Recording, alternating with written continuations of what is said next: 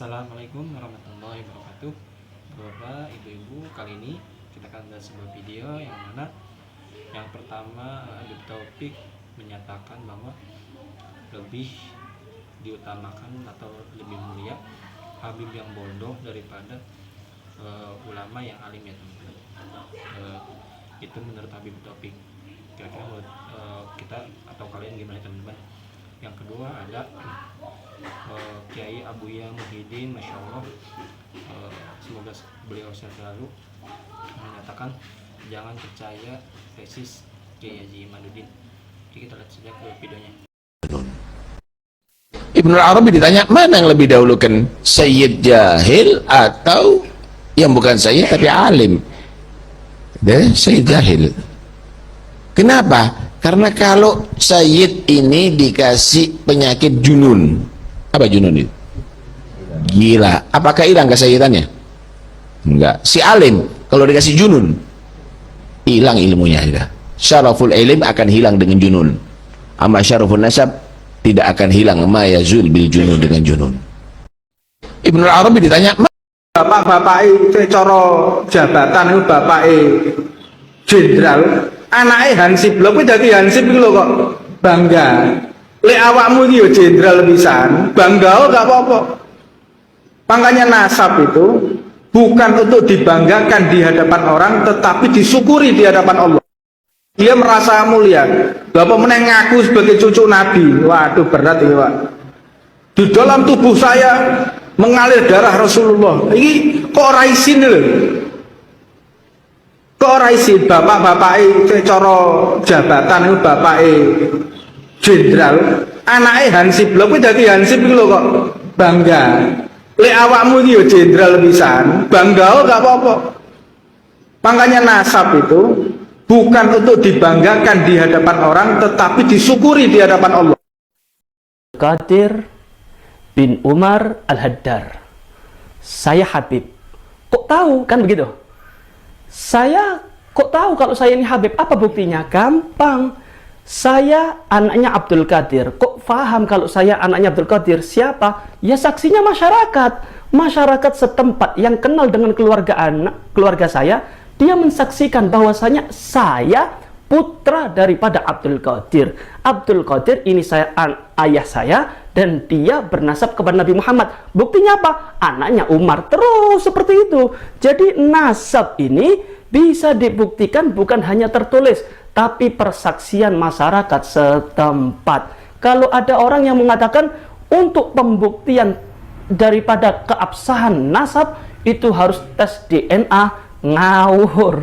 Ja'far bin Abdul Qadir gencarkan itu sengaja, kan?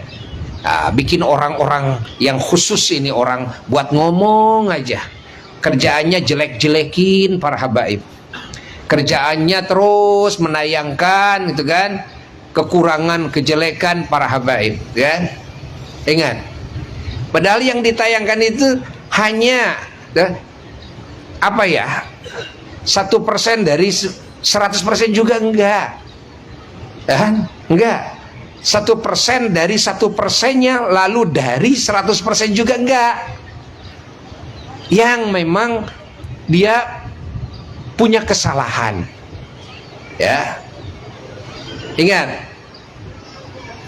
yang kesalahan ini pun juga dan masih belum bisa disebut salah mutlak, belum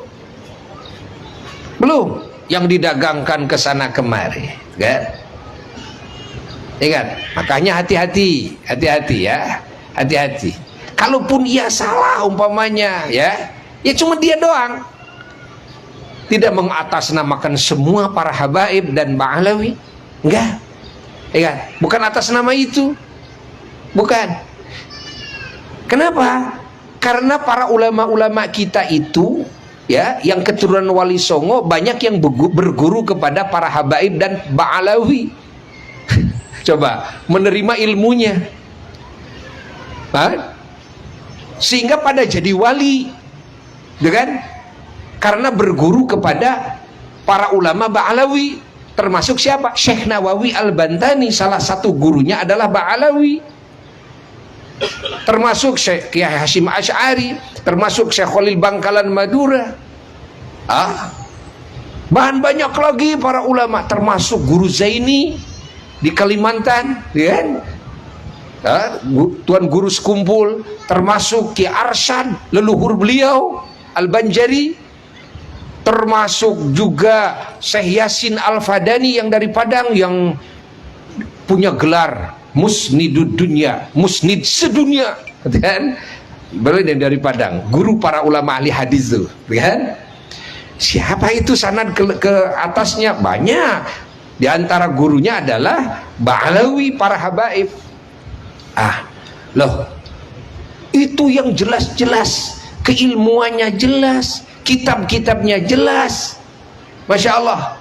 Bughyatul Mustarsyidin, karangan siapa? Ya karangan Habib Ba'alawi itu, yang dikaji oleh para ulama sedunia. Bayangkan di pesantren-pesantren. Masya Allah, tabarakallah. Imam Abdullah bin Alwi Al-Haddad, Nasuihud Diniyah, Ad-Da'watut Tamah, terus syarah apa lagi, kitab apa lagi, Mu'awana, apa lagi, banyak lagi. Wah, banyak sekali, kan dikaji. Rotib Al-Imamul Haddad, rotibnya dikaji oleh para wali, para ulama, bukan cuma di Indonesia aja, di muka bumi. Siapa Al-Imam Al-Haddad? Oleh pensyarah Fathul Mu'in, oleh penghasyiah Fathul Mu'in. Apa itu? Dalam I'anatut Talibin. Kan I'anatut Talibin dijadikan rujukan oleh para ulama-ulama di dunia. Yang mengarang I'anatut Talibin, pengarang I'anatut Talibin menyebutkannya tentang Al-Habib Abdullah bin Alwi Al-Haddad sebagai Qutbul Ghaus, kan? Disebutkan, Syekh Nawawi menyebutkan bahwa ini adalah keturunan Rasulullah sallallahu alaihi wasallam. Keturunan Rasulullah sallallahu alaihi wasallam itu istilahnya, kata Syekh Nawawi, kan? Istilahnya ada yang namanya Habib, ada yang namanya Syarif, ada yang namanya Sayyid. Itu semuanya sama saja. Ini Syekh Nawawi Al-Bantani yang menjelaskan. Lihat di dalam apa itu, Ukudulujen, ya, dalam kitab Ukudulujen tuh dijelaskan oleh siapa? Syekh Nawawi Al-Bantani, gurunya para ulama Nusantara. Bahkan beliau disebut apa di Arab itu Sayyidu Ulama'il Hijaz. Gelarnya adalah majikannya, junjunannya semua para ulama Hijaz, yakni Saudi Arabia. Di zamannya, bayangkan di zaman Syekh Nawawi. Nah, Syekh Nawawi sendiri mengakui, kan? Imam Ibnu Hajar mengakui dalam kitabnya, dan para ulama-ulama lain pada mengakui semuanya. Ingat, ajarannya begitu agung, begitu suci. Tidak ada ajaran terorisme, tidak ada ajaran keributan, tidak ada ajaran memecah belah, tidak ada ajaran ujar kebencian, tapi ajaran agung. Kalau Buya, kaidahnya enteng lah bagi orang awam. Apa? Kira-kira kalau punya akhlak yang tercela dikit aja, mau jadi wali nggak? Mau jadi wali nggak? Bisa punya karomah nggak? Bisa punya kasyaf nggak? Bisa ma'rifat kepada Allah nggak? Dikit aja. Sementara para habaib, para ulama itu banyak para walinya, dan mengajarkan ilmu keulamaan, kewalian. Akhirnya murid-muridnya juga banyak para wali yang diajari, ditarbiyah oleh beliau-beliau. Lah, kalau ada ajarannya salah, mana mungkin jadi wali Allah? Mana mungkin itu, kan? Mana mungkin? Nah, dan jadi sebetulnya yang membatalkan sekarang ini, ada yang membatalkan, mengatasnamakan keturunan Wali Songo. Cuma mengatasnamakan doang. Keturunan Wali Songo itu sangat banyak sekali di Indonesia, di Nusantara tersebar. Cuma segelintir sekali. Ingat, segelintir. ya, segelintir. Dan ini yang sekarang menjadikan apa namanya keretakan, ya. Ini yang ya, menjadi sebab sekarang terjadi permusuhan, ya. Ingat, antara ulama dan habaib, antara ulama dan ulama, tuh terjadi penghinaan, terjadi juga apa fitnah yang disebar, dibikin-bikin dan sebagainya. Tuh, ini sekarang kita jangan ikut-ikutan, ya, jangan ikut-ikutan. Nah, kita ikut ulama saja, ikut para wali saja, udah gitu aja, enteng, ya. Ikut para ulama, ikut para wali yang jelas-jelas ulama, jelas-jelas wali, jelas-jelas beliau-beliau ini adalah mujtahid. Jangan ikut kepada segelintir yang baru muncul. Ulama juga tidak teruji keulamaannya, ingat. Tidak teruji keulamaannya. Oh, ini pengarang kitab banyak, ngarang kitab mah gampang, ya, ngarang kitab mah gampang, ingat. Ini maaf ini ya, kalau Buya mau ngarang kitab dengan bahasa Arab saja, dan apa sulitnya? Ya sulit sih. Tapi banyak para ulama yang tidak ngarang kitab, bukan berarti tidak bisa ngarang kitab.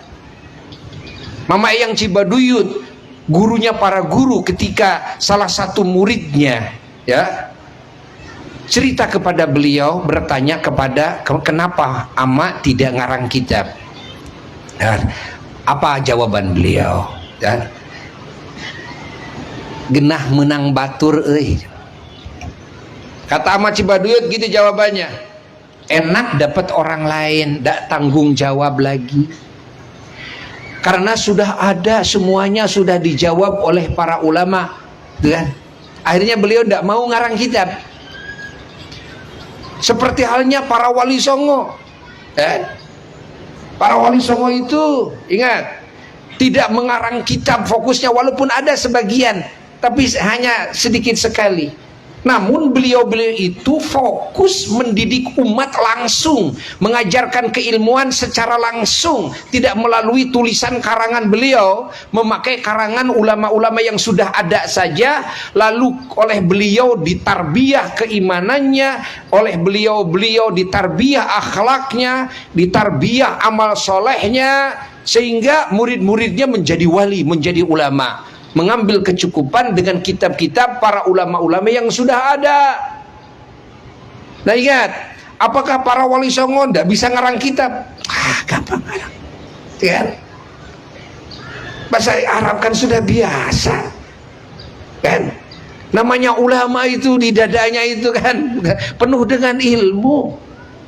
Nah, namun ingat, ulama itu lebih memilih, banyak yang lebih memilih mengambil kecukupan, ingat, dengan kitab-kitab para ulama-ulama yang sudah ada. Tinggal apa? Ya sudah, tinggal baca itu, tinggal ngamalin itu. Yang paling penting bagaimana mentarbiyahkan kandungan kitab-kitab ulama menjadi akidah yang sempurna, menjadi amal soleh yang sempurna, menjadi ketakwaan yang sempurna, menjadi al-akhlakul karimah yang sempurna, sampai menjadi al-arifuna billah, orang-orang yang ma'rifat kepada Allah. Nah itu yang susah. Walaupun kitab numpuk di rumah kita, belum tentu kita bisa mengamalkan. Ingat, jadi yang susah apa? Yang susah itu begitu. Setelah memberikan pemahaman, keilmuan, lalu bagaimana mendidik amaliyahnya, bagaimana mendidik kesempurnaannya keyakinan, bagaimana mendidik al-akhlakul karimahnya, supaya murid-murid ini betul-betul kan keimanannya sempurna, akhlakul karimahnya sempurna, ketakwaannya sempurna. Itu ingat. Jadi jangan dianggap bahwa yang tidak mengarang kitab ya, itu tidak bisa ngarang kitab. Dan jangan dianggap juga orang yang sudah bisa ngarang kitab itu adalah ulama, belum tentu. walaupun dengan bahasa Arab. Lihat, belum tentu. Berapa banyak sekarang orientalis barat, ya, dia mengarang kitab dengan bahasa Arab, bahasa Arabnya fasih, tapi anger naon eusina anger nyasarkeun, kandungannya tetap saja menyesatkan umat walaupun dengan bahasa Arab fasih. Iya, fahami oleh kita, kesuksesan, ingat, kesuksesan sebagai ulama, ya, ingat, ketika mendidik umat bukan ngarang kitab.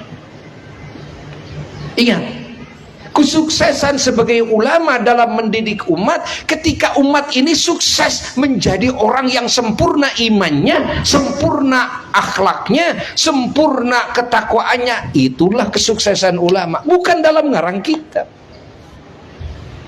bukan dalam hebatnya ceramah walaupun dengan bahasa Arab, bahasa Inggris, bukan. Itu makan ngomong sendiri, nulis sendiri. Kesuksesan ulama. Oke, bapak-bapak, ibu-ibu, itu dia tadi pernyataan dari Abuya Muhyiddin dan Habib Taufik, dan tadi ada Habib yang lainnya, bahwa nasab itu bukan dari tes DNA, tapi dari pengakuan masyarakat, terutama dari leluhur mereka, terus masyarakat mengetahui dan terus turun temurun, teman-teman. Dan tadi Habib Taufik berbicara bahwa lebih mulia Sayyid yang bodoh daripada ulama yang alim pintar, ya teman-teman. Wallahu a'lam bishawab, teman-teman, hanya Allah yang tahu. Dan tadi ada Abuya Muhyiddin yang mana beliau menyatakan jangan percaya tesis Kiai Haji Imaduddin, ya teman-teman, karena itu katanya tesis iblis atau menyesatkan, ya teman-teman. Wallahu a'lam bishawab, hanya Allah yang tahu, ya teman-teman. Kita doakan semua semoga sehat selalu, Kiai Haji Imaduddin sehat selalu, Abuya Muhyiddin sehat selalu, Habib Taufik sehat selalu, ya teman-teman.